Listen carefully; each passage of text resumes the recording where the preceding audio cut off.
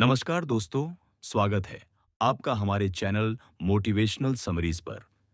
यहाँ हम आपके लिए लेकर आते हैं दुनिया की सबसे बेहतरीन किताबों के प्रेरणादायक सारांश, ताकि आप अपनी जिंदगी को और ऊंचाइयों तक ले जा सकें। आज हम बात करने जा रहे हैं एक बेहद शक्तिशाली किताब की, rebuild yourself, let your focus be on you every day, जिसे लिखा है जस्टिस ओ मैलकॉल्म ने। ये किताब हमें याद दिलाती है कि आज की तेज रफ्तार और विचलन से भरी दुनिया में सबसे बड़ा बदलाव तभी आता है जब हम अपनी नजरें बाहर की ओर नहीं, बल्कि अंदर की ओर मोड़ते हैं। जब हम खुद को प्राथमिकता देते हैं, अपनी असली पहचान को पहचानते हैं और अपनी जिंदगी का खाका खुद तैयार करते हैं, तभी हम वह इंसान बन पाते हैं जिसकी हम कल्पना करते हैं। तो चलिए शुरू करते हैं इस अद्भुत सफर को और जानते हैं कि खुद को दोबारा गढ़ना यानी रीबिल्ड योरसेल्फ वास्तव में क्या है। लेकिन उससे पहले, अगर आपने अभी तक चैनल को सब्सक्राइब नहीं किया है तो जरूर कर लें और इस वीडियो को लाइक करें ताकि आपको हमारी हर नई प्रेरणादायक समरी सबसे पहले मिले। अध्याय 1, खुद पर ध्यान केंद्रित करने की ताकत। जिंदगी की सबसे बड़ी त्रासदी यह है कि हम बचपन से ही दूसरों की उम्मीदों और समाज की परिभाषाओं के बोझ तले जीना सीख जाते हैं। हमें बताया जाता है कि सफल वही है जिसके पास ऊंची नौकरी हो, बड़ा घर हो और समाज की नजरों में परफेक्ट छवि हो। लेकिन लेखक जस्टिस ओ मैल्कम कहते हैं कि इस दौड़ में सबसे अहम चीज खो जाती है, खुद से जुड़ाव। जब तक इंसान यह नहीं समझ पाता कि उसकी असली जरूरतें क्या हैं, उसकी आत्मा किस दिशा में जाना चाहती है, तब तक वह चाहे कितनी भी दौड़ लगाए, भीतर से खालीपन महसूस करेगा। यही वह जगह है जहां से रिबिल्ड योरसेल्फ की यात्रा शुरू होती है। लेखक बताते हैं कि खुद पर ध्यान केंद्रित करना किसी भी तरह का स्वार्थ नहीं है, बल्कि यह जीवन जीने का सबसे जिम्मेदाराना तरीका है। जब आप अपने शरीर, मन और आत्मा को समझना शुरू करते हैं, तो धीरे धीरे आपकी ऊर्जा सही दिशा में प्रवाहित होने लगती है। लेकिन समस्या यह है कि ज्यादातर लोग अपना पूरा समय दूसरों की राय सुनने, दूसरों को खुश करने या फिर तुलना में बर्बाद कर देते हैं। यही वजह है कि वे कभी यह नहीं सोच पाते कि मुझे असल में चाहिए क्या। इस अध्याय में लेखक ने एक बेहद प्रेरक उदाहरण दिया है, किसी इमारत का निर्माण। अगर किसी इमारत की नींव कमजोर हो, तो चाहे वह ऊपर से कितनी भी शानदार लगे, एक हल्के झटके में ढह जाएगी। ठीक इसी तरह अगर आपकी आत्म जागरूकता और आत्मविश्वास की नींव मजबूत नहीं है, तो आपकी उपलब्धियां टिकाऊ नहीं होंगी। बाहर से चाहे लोग आपको सफल मान लें, लेकिन अंदर ही अंदर आप खुद को अधूरा महसूस करेंगे। इसलिए रीबिल्डिंग की शुरुआत होती है सेल्फ अवेयरनेस से। खुद को समझने का पहला कदम है खामोशी में अपनी आवाज सुनना। इस भाग दौड़ भरी दुनिया में हमारे चारों ओर इतना शोर है कि हम अपनी अंतरात्मा की धीमी फुसफुसाहट को अनसुना कर देते हैं। फोन की घंटियां, सोशल मीडिया की नोटिफिकेशंस, लोगों की राय और जिम्मेदारियों का बोझ हमें कभी यह सोचने ही नहीं देता कि मेरा दिल किस ओर खींच रहा है। लेखक कहते हैं कि हर दिन कुछ समय अपने लिए निकालना चाहिए, चाहे वह ध्यान हो, डायरी लिखना हो या बस चुपचाप बैठकर अपने विचारों को देखना हो। यही पल हमें हमारे असली स्वरूप से जोड़ते हैं। इसके बाद आता है अपनी असली रुचियों और सपनों को स्वीकार करना। अक्सर लोग अपने जुनून को दबाकर वह करते रहते हैं जो समाज उनसे उम्मीद करता है। लेकिन रीबिल्डिंग तभी संभव है जब आप अपने सपनों को गंभीरता से लें। अगर आपको लिखना पसंद है, गाना पसंद है, किसी नए कौशल को सीखना अच्छा लगता है, तो इसे केवल शौक मत समझिए, बल्कि इसे अपनी पहचान का हिस्सा मानिए। जब आप अपने जुनून के लिए वक्त निकालते हैं, तो धीरे धीरे आपका आत्मविश्वास और आत्मसम्मान भी बढ़ता है। लेखक एक और अहम बिंदु उठाते हैं, कंपैरिजन का जाल। वह कहते हैं कि दूसरों से तुलना करना अपने सपनों को मारने का सबसे तेज तरीका है। हर इंसान का जीवन अलग है, उसकी परिस्थितियां अलग हैं और उसकी ताकतें अलग हैं। अगर आप हमेशा दूसरों को देखकर खुद को आंकेंगे, तो आप कभी अपनी वास्तविक क्षमता तक नहीं पहुंच पाएंगे। खुद पर ध्यान केंद्रित करने का मतलब है कि आप अपनी यात्रा को दूसरों से अलग मानें और उसे पूरी ईमानदारी से जिएं। यह अध्याय हमें यह भी सिखाता है कि खुद पर ध्यान देना ही दूसरों की मदद करने का सबसे सही तरीका है। एक थका हुआ, निराश और खाली इंसान किसी और को ऊर्जा नहीं दे सकता। लेकिन जब आप मानसिक, शारीरिक और भावनात्मक रूप से मजबूत होते हैं, तभी आप अपने परिवार, दोस्तों और समाज के लिए एक प्रकाश स्तंभ बन सकते हैं। यही कारण है कि सेल्फ फोकस स्वार्थ नहीं बल्कि सेवा का सबसे गहरा रूप है। लेखक के अनुसार खुद पर ध्यान केंद्रित करने के 3 मुख्य फायदे हैं। पहला, आपको अपनी ताकत और कमजोरी साफ दिखाई देने लगती है, जिससे आप सही फैसले कर पाते हैं। दूसरा, आपकी ऊर्जा बिखरने के बजाय एक दिशा में प्रवाहित होती है, जिससे आपकी प्रोडक्टिविटी कई गुना बढ़ जाती है। और तीसरा, आप भीतर से संतुष्टि महसूस करते हैं, जो हर बाहरी सफलता से कहीं अधिक महत्वपूर्ण है। अध्याय के अंत में लेखक हमें एक गहरी बात समझाते हैं। अगर आप सच में खुद को दोबारा गढ़ना चाहते हैं, तो सबसे पहले अपने भीतर की आवाज को पहचानें और उसे प्राथमिकता दें। जब आप हर दिन थोड़ा थोड़ा खुद को समझने, खुद के लिए समय निकालने और अपने सपनों को अपनाने का अभ्यास करते हैं, तो धीरे धीरे आप एक नई पहचान गढ़ने लगते हैं। यही रीबिल्डिंग की असली शुरुआत है। अध्याय 2, आत्म जागरूकता और भीतर की पहचान। लेखक कहते हैं कि रीबिल्ड योरसेल्फ की असली नींव आत्म जागरूकता है। जब तक हम खुद को नहीं समझते, तब तक हम चाहे जितनी कोशिश करें, हमारी जिंदगी हमेशा बाहरी हालातों और दूसरों की राय के अनुसार ढलती रहेगी। लेकिन जैसे ही इंसान खुद को पहचानना शुरू करता है, वैसे ही वह अपनी दिशा, अपनी प्राथमिकताओं और अपनी पहचान का मालिक बन जाता है। आत्म जागरूकता का मतलब केवल यह जानना नहीं कि आपको क्या पसंद है और क्या नापसंद, बल्कि यह गहराई से समझना है कि आपकी असली पहचान किन मूल्यों, किन सपनों और किन भावनाओं पर आधारित है। लेखक इसे एक आईने से तुलना करते हैं। जिस तरह आईना हमें हमारा चेहरा साफ दिखाता है, वैसे ही आत्म जागरूकता हमें हमारी आत्मा का आईना दिखाती है। लेकिन समस्या यह है कि ज्यादातर लोग आईने में देखने की हिम्मत ही नहीं जुटा पाते, क्योंकि उन्हें डर होता है कि कहीं वे खुद की कमियों और अधूरेपन से सामना न कर लें। लेखक कहते हैं कि आत्म जागरूकता की शुरुआत होती है ईमानदार आत्मनिरीक्षण से। हर इंसान को हर दिन कुछ पल ऐसे बिताने चाहिए जब वह सिर्फ खुद से बात करे। ये बातचीत कठिन हो सकती है, क्योंकि इसमें हमें अपनी गलतियों, अपनी कमजोरियों और अपने डर का सामना करना पड़ता है। लेकिन यही कठिनाई हमें मजबूत बनाती है। लेखक लिखते हैं कि अगर आप अपनी कमजोरियों से भागते रहेंगे, तो वे हमेशा आपका पीछा करेंगी। लेकिन अगर आप उन्हें पहचान कर स्वीकार कर लेंगे, तो वही कमजोरी आपकी ताकत में बदल सकती है।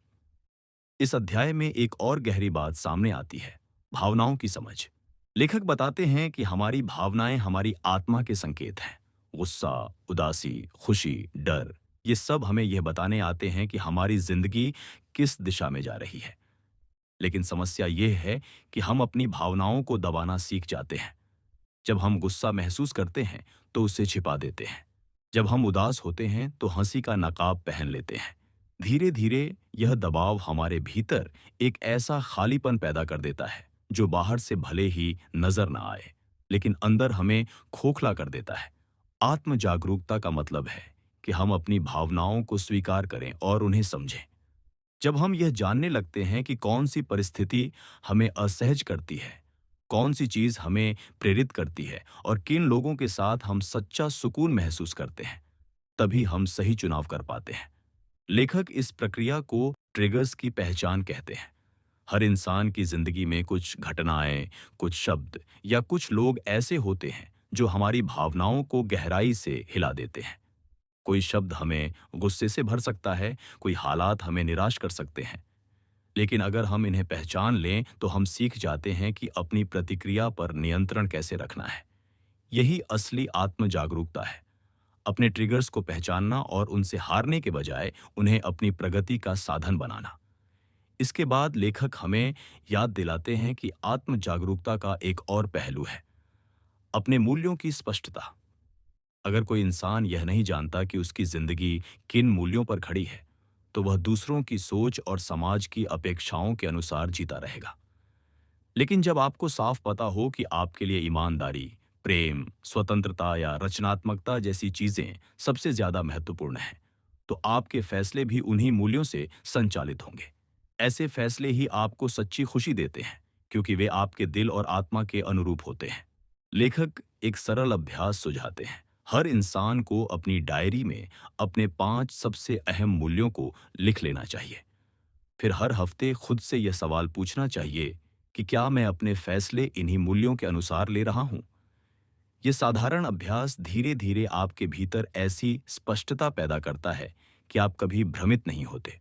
अध्याय के अंत में लेखक ये भी कहते हैं कि आत्म जागरूकता का मतलब है अपनी कहानी को दोबारा लिखना। हर इंसान अपनी जिंदगी में कुछ ऐसे अनुभवों से गुजरता है जो उसे तोड़ देते हैं, लेकिन रिबिल्डिंग की प्रक्रिया में हमें यह सीखना होता है कि उन अनुभवों को हार नहीं, बल्कि सबक के रूप में देखना है। जब आप अपनी कहानी को नए नजरिए से लिखते हैं, तो वही दर्द आपके लिए प्रेरणा बन जाता है। यही आत्म जागरूकता का सबसे बड़ा फल है। अतीत को बोझ नहीं, बल्कि शिक्षक मानना। लेखक का संदेश बेहद स्पष्ट है। अगर आप सच में खुद को दोबारा गढ़ना चाहते हैं, तो सबसे पहले अपनी आत्मा का आईना साफ करना सीखिए। अपनी भावनाओं को समझिए, अपने मूल्यों को पहचानिए और अपने डर को स्वीकार कीजिए। अध्याय 3, सेहत और संतुलन को प्राथमिकता देना। लेखक कहते हैं कि खुद को दोबारा गढ़ने की यात्रा केवल मानसिक या आध्यात्मिक नहीं होती, बल्कि इसका गहरा संबंध हमारे शरीर और हमारी जीवन शैली से भी है। अगर शरीर थका हुआ है, मन तनाव से भरा हुआ है और आत्मा बेचैन है, तो इंसान कभी स्थायी बदलाव नहीं कर सकता। इसलिए रिबिल्डिंग की एक अहम सीढ़ी है सेहत और संतुलन को प्राथमिकता देना। आज की दुनिया में लोग काम, पैसे और बाहरी उपलब्धियों की दौड़ में इतने उलझ जाते हैं कि अपने शरीर और मानसिक स्वास्थ्य को नजरअंदाज कर देते हैं। हमें लगता है कि अगर हम लगातार भागते रहेंगे, तो जल्दी मंजिल पा लेंगे।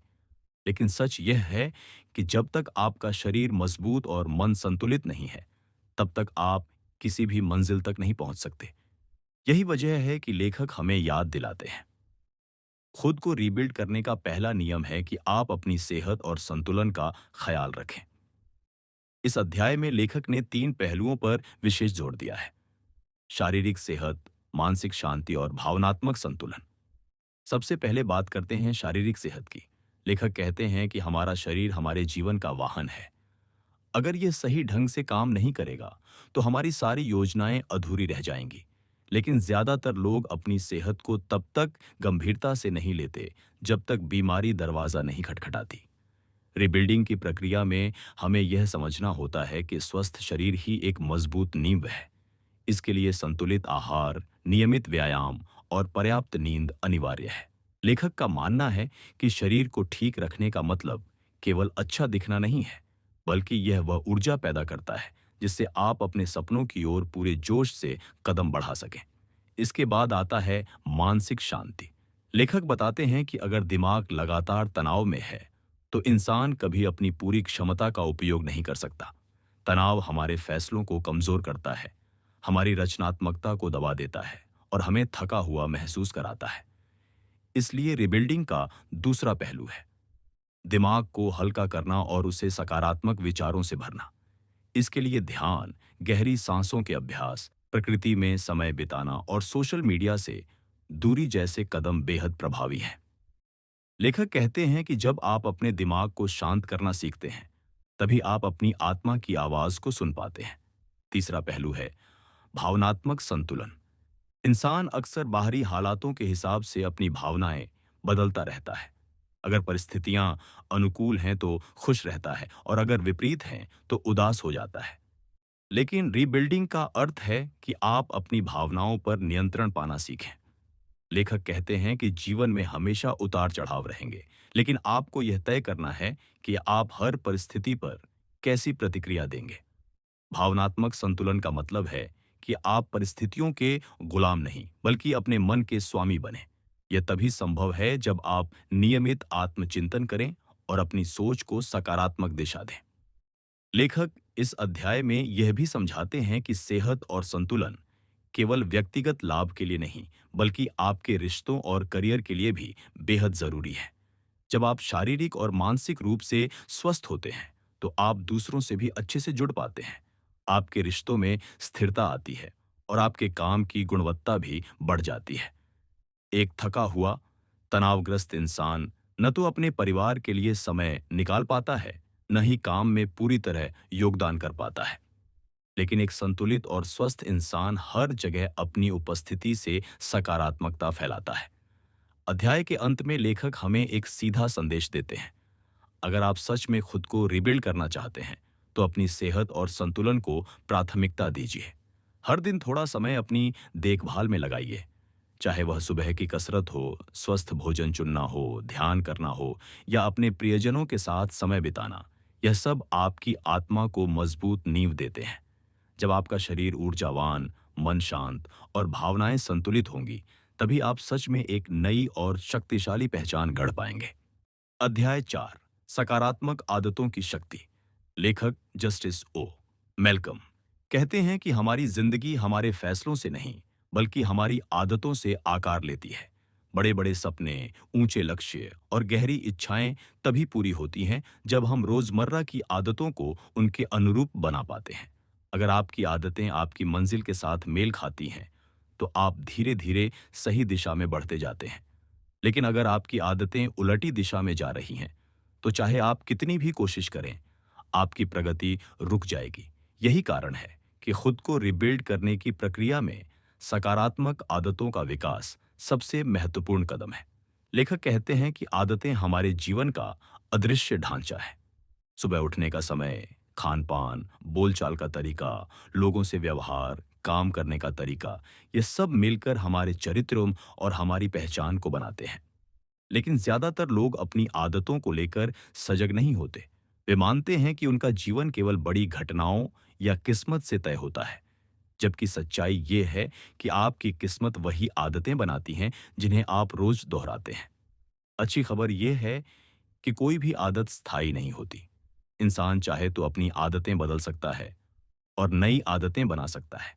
लेखक इसे छोटे छोटे बदलावों का जादू कहते हैं। जब आप एकदम से बड़े बदलाव की कोशिश करते हैं, तो अक्सर असफल हो जाते हैं।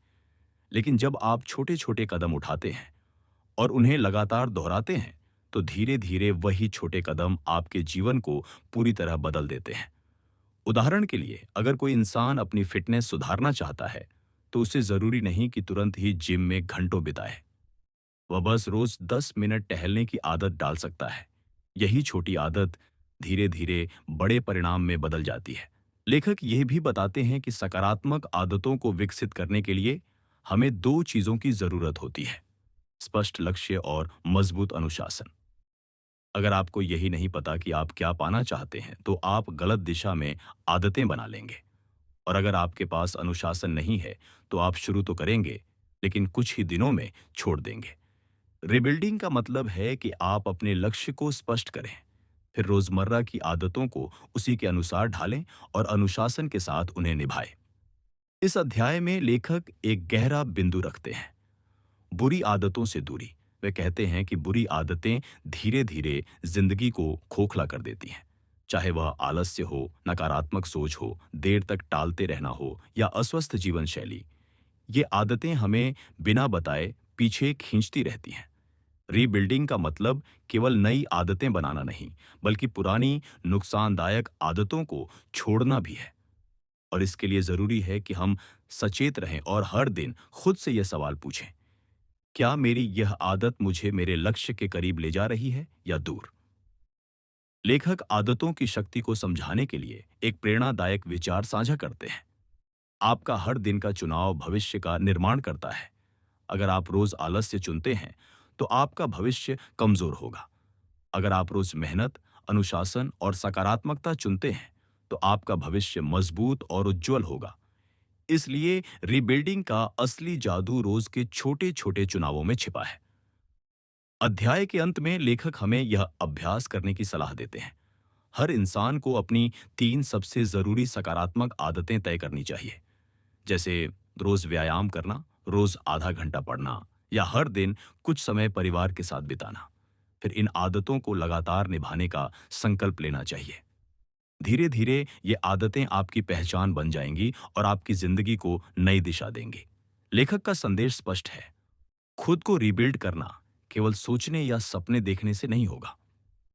ये तब होगा जब आप रोजमर्रा की आदतों को बदलेंगे और उन्हें अपने सपनों के अनुरूप बनाएंगे। आदतें ही वह अदृश्य ताकत हैं जो आपको या तो आपके सपनों के करीब ले जाती हैं या उनसे दूर। इसलिए अगर आप सच में खुद को दोबारा गढ़ना चाहते हैं, तो अपनी आदतों को सकारात्मक बनाइए और अनुशासन के साथ उन्हें निभाएंगे। अध्याय 5, निरंतर सीखना और विकास को अपनाना।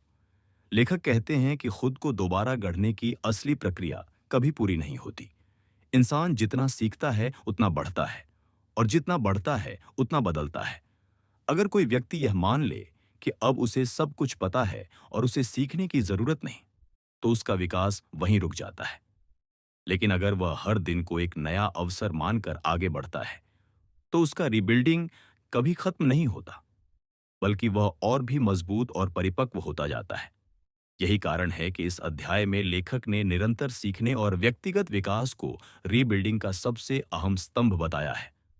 सीखना केवल किताबों और स्कूल तक सीमित नहीं होता। लेखक कहते हैं कि असली सीखने का मतलब है हर अनुभव से सबक लेना। सफलता हमें आत्मविश्वास देती है, लेकिन असफलता हमें गहरी समझ देती है। अगर हम असफलता से डरते हैं और उससे भागते हैं, तो हम कभी सीख नहीं पाएंगे। लेकिन अगर हम उसे एक शिक्षक की तरह अपनाते हैं, तो वही सफलता हमें ऐसे सबक देती है जो किसी किताब में नहीं मिलते। रिबिल्डिंग का अर्थ है कि आप हर अनुभव को एक अवसर माने, चाहे वह सुखद हो या दुखद। लेखक यहाँ एक बहुत प्रेरणादायक विचार रखते हैं, ग्रोथ माइंडसेट अपनाइए। इसका मतलब है कि आप यह मानकर चलें कि आपकी क्षमताएं स्थिर नहीं हैं, बल्कि उन्हें लगातार अभ्यास, मेहनत और सीखने से बढ़ाया जा सकता है। जिन लोगों का ग्रोथ माइंडसेट होता है, वे कभी परिस्थितियों से हार नहीं मानते। अगर वे किसी चीज में असफल होते हैं, तो वे ये सोचते हैं कि मैं इसे अभी नहीं कर पा रहा, लेकिन अभ्यास से जरूर कर लूंगा। यही सोच उन्हें हर कठिनाई से बाहर निकालती है। इस अध्याय में लेखक ये भी कहते हैं कि सीखने का एक हिस्सा है नए अनुभवों को अपनाना। ज्यादातर लोग अपने कंफर्ट जोन में जीते हैं। वे वही करते हैं जो उन्हें आसान लगता है और उसी रास्ते पर चलते हैं जिस पर सब चल रहे हैं। लेकिन रीबिल्डिंग का मतलब है कि आप नए रास्ते चुनें, नए कौशल सीखें और नए अनुभवों को अपनाएं। चाहे वह नई भाषा सीखना हो, कोई नया शौक अपनाना हो या किसी नए क्षेत्र में काम करना, हर नया अनुभव आपके भीतर एक नया दृष्टिकोण जगाता है। लेखक यह भी बताते हैं कि निरंतर सीखने का अर्थ है रिश्तों से सीखना। हर इंसान जिसकी हमसे मुलाकात होती है, वह हमें कुछ न कुछ सिखा जाता है। कोई इंसान हमें धैर्य सिखाता है, कोई प्रेम, कोई साहस, और कोई हमें यह सिखाता है कि हमें क्या नहीं करना चाहिए। अगर हम खुले मन से देखें, तो हर रिश्ता एक किताब है और हर बातचीत एक अध्याय है। रिबिल्डिंग का अर्थ है कि आप लोगों से जुड़कर भी खुद को समृद्ध करें। व्यक्तिगत विकास का एक और महत्वपूर्ण पहलू है स्पष्ट लक्ष्य तय करना। अगर आप बिना लक्ष्य के सीखते हैं, तो आपकी ऊर्जा बिखर जाएगी। लेकिन जब आपके पास स्पष्ट लक्ष्य होते हैं, तो आप उसी दिशा में सीखते हैं और आपकी मेहनत अधिक प्रभावी हो जाती है। लेखक सलाह देते हैं कि हर इंसान को अपने जीवन में अल्पकालिक और दीर्घकालिक दोनों तरह के लक्ष्य तय करने चाहिए। फिर उन लक्ष्यों को पाने के लिए नए कौशल सीखने और नई आदतें अपनाने का संकल्प लेना चाहिए। लेखक इस अध्याय में आत्म अनुशासन का महत्व भी दोहराते हैं। निरंतर सीखना तभी संभव है जब आप हर दिन थोड़ा थोड़ा समय अपने विकास को दें। यह जरूरी नहीं कि आप रोज घंटों पढ़ाई करें या कोई बड़ा कोर्स करें। आप बस रोज 15 मिनट किसी प्रेरक किताब को पढ़ सकते हैं, किसी पॉडकास्ट को सुन सकते हैं या अपने अनुभवों पर विचार कर सकते हैं। धीरे धीरे यह छोटी छोटी सीखें आपके जीवन को बड़े स्तर पर बदल देती हैं। अध्याय के अंत में लेखक हमें यह याद दिलाते हैं कि जीवन में बदलाव कभी आसान नहीं होता।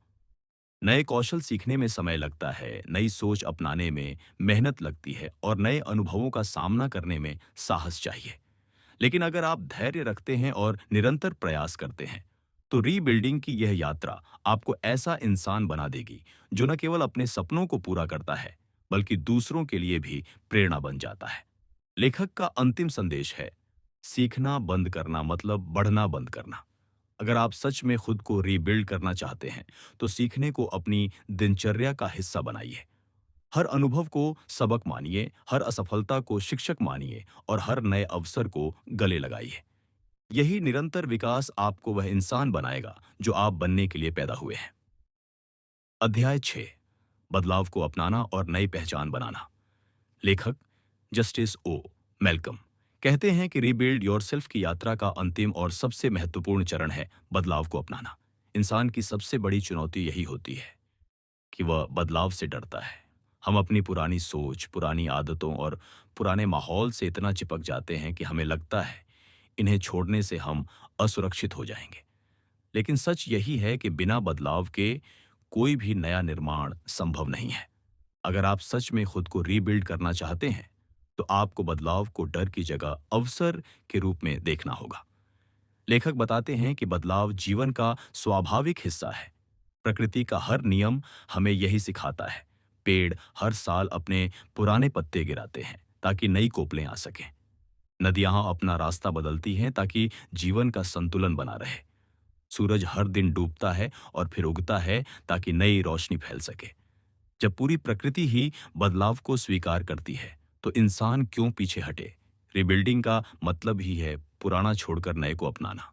लेकिन बदलाव अपनाने के लिए सबसे पहले जरूरी है डर को तोड़ना।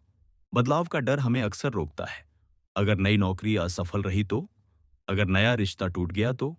अगर नई आदत निभा नहीं पाए तो? लेकिन लेखक कहते हैं कि डर केवल एक कल्पना है जो हमारे दिमाग ने बनाई है। असलियत यह है कि जब तक हम कदम नहीं बढ़ाते, हमें पता ही नहीं चलता कि हम कितने सक्षम हैं। बदलाव की ओर पहला कदम ही सबसे कठिन होता है, लेकिन एक बार आप बढ़ जाते हैं, तो धीरे धीरे आपका आत्मविश्वास बढ़ता जाता है। लेखक इस अध्याय में यह भी कहते हैं कि बदलाव अपनाने का मतलब है पुराने बोझ को छोड़ना। जिंदगी में हम कई ऐसी चीजों को पकड़कर बैठे रहते हैं जो अब हमारे काम की नहीं होती, चाहे वह पुराने रिश्ते हों, असफलता की यादें हों या दूसरों की कही कड़वी बातें। ये सब हमें भीतर से भारी कर देते हैं। लेकिन जब हम इन्हें छोड़ना सीखते हैं, तभी हम नई ऊर्जा को जगह दे पाते हैं। रिबिल्डिंग का मतलब है कि आप अतीत की जंजीरों को तोड़ें और एक हल्के मन के साथ आगे बढ़ें। इसके साथ ही लेखक बदलाव को अपनाने का एक और तरीका बताते हैं, आभार की भावना। जब आप बदलाव के बीच भी आभारी रहते हैं, तो आप हर परिस्थिति को सकारात्मक नजर से देखते हैं। आभार का मतलब है कि आप हर छोटे बदलाव में अवसर खोजते हैं। अगर नौकरी गई है, तो आप उसे नए रास्ते के लिए मौका मानते हैं। अगर कोई रिश्ता खत्म हुआ है, तो आप उसे नए सीखने का अनुभव मानते हैं। आभार आपको बदलाव से डरने के बजाय उसे गले लगाने की ताकत देता है। अध्याय के अंत में लेखक हमें याद दिलाते हैं कि रीबिल्डिंग केवल एक प्रक्रिया नहीं, बल्कि एक नई पहचान है। जब आप बदलाव अपनाते हैं, अपनी आदतों को सुधारते हैं, सीखते रहते हैं और अपने सपनों को प्राथमिकता देते हैं, तो धीरे धीरे आप वह इंसान बन जाते हैं जिसकी आपने हमेशा कल्पना की थी। यह नई पहचान आपके आत्मविश्वास, आपके साहस और आपके मूल्यों पर खड़ी होती है। यही रीबिल्डिंग की असली मंजिल है। खुद को भीतर से इतना मजबूत बनाना कि कोई भी परिस्थिति आपको हिला न सके। लेखक का अंतिम संदेश बेहद गहरा है। बदलाव से मत भागो, बदलाव ही तुम्हें नया बनाएगा। अगर आप सच में अपनी जिंदगी बदलना चाहते हैं, तो बदलाव से दोस्ती कीजिए। उसे अवसर मानिए, साहस के साथ कदम बढ़ाइए और आभार के साथ हर अनुभव को अपनाइए। यही रास्ता है एक नई सशक्त और प्रेरणादायक पहचान गढ़ने का। दोस्तों, रीबिल्ड योरसेल्फ हमें यही सिखाती है कि असली बदलाव तब आता है जब हम अपनी नजरें बाहर से हटाकर भीतर की ओर मोड़ते हैं। खुद को समझना, अपनी सेहत और आदतों को संवारना, निरंतर सीखते रहना और हर बदलाव को अवसर की तरह अपनाना, यही रीबिल्डिंग की असली प्रक्रिया है। जब आप ये सफर शुरू करते हैं, तो आप न सिर्फ अपने सपनों के करीब पहुंचते हैं, बल्कि अपने आसपास के लोगों के लिए भी प्रेरणा बन जाते हैं। याद रखिए, अतीत चाहे जैसा भी रहा हो, आज से आप अपने लिए एक नई कहानी लिख सकते हैं। आपकी ताकत आपके भीतर है और आपको बस उसे पहचान कर जीना शुरू करना है। अगर इस किताब का यह सारांश आपको प्रेरणादायक लगा हो, तो इसे अपने जीवन में जरूर उतारें और देखें कि कैसे छोटे छोटे बदलाव मिलकर आपकी जिंदगी को एक नई दिशा देते हैं। वीडियो को लाइक करना ना भूलें, चैनल मोटिवेशनल समरीज को सब्सक्राइब करें और इस संदेश को अपने दोस्तों और परिवार के साथ जरूर शेयर करें। ताकि वे भी अपनी जिंदगी को दोबारा गढ़ने की हिम्मत जुटा सकें। धन्यवाद दोस्तों, अगले वीडियो में फिर मुलाकात होगी एक और प्रेरणादायक किताब के साथ। तब तक याद रखिए, बदलाव ही आपकी नई पहचान की शुरुआत है।